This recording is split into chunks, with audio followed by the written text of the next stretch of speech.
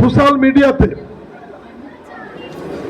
দেখবেন মানুষের দৃষ্টিকে অন্যদিকে নেওয়ার জন্য কিছু বিষয়কে খুব জোরালো ভাবে নিয়ে আসা হচ্ছে।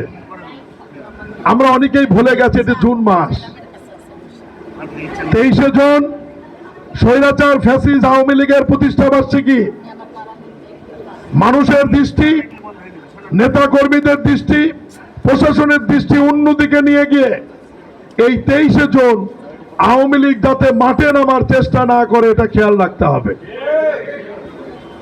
আমরা দীর্ঘ 19 বছর আন্দোলন করে যে স্বৈরাচারকে সরিয়েছি, আজকে বিএনপি, জামাত, জুলাই যোদ্ধা সহ এনসিপি সহ যে সমস্ত রাজনৈতিক দল আমরা আন্দোলন, লড়াই, সংগ্রাম করে আজকে এই পর্যন্ত নিয়ে এসেছি, আজকে আমাদের মধ্যে আমরা কাদা ছোড়াছুড়ি করে সেই স্বৈরাচারকে যদি আবার ফিরে আসার সুযোগ করে দেই, এটা কারোর জন্যই মঙ্গল হবে না। আমি এই জন্যই সবাইকে অনুরোধ করব, মানুষের দৃষ্টি, সাধারণ মানুষের দৃষ্টি অন্যদিকে প্রবাহিত করবার জন্য, দৃষ্টি গোচর করবার জন্য যে আনুষ্ঠানিকতা চলছে, এখান থেকে সবাই সরেছে।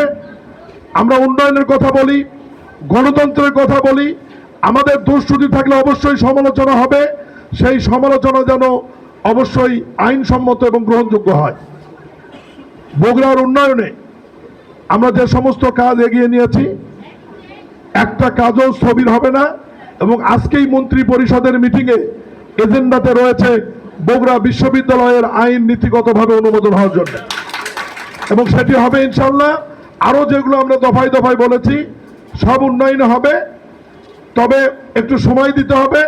আমি শুধু এইটুকু অনুরোধ করব যে এই জুন মাসে আওয়ামী লীগ, স্বৈরাচার আওয়ামী লীগ, ফ্যাসিস্ট আওয়ামী লীগ 23শে জুনকে সামনে রেখে যাতে কোনো ষড়যন্ত্র করে না পারে, এই ব্যাপারে সবাইকে সজাগ থাকার আহ্বান জানাবো।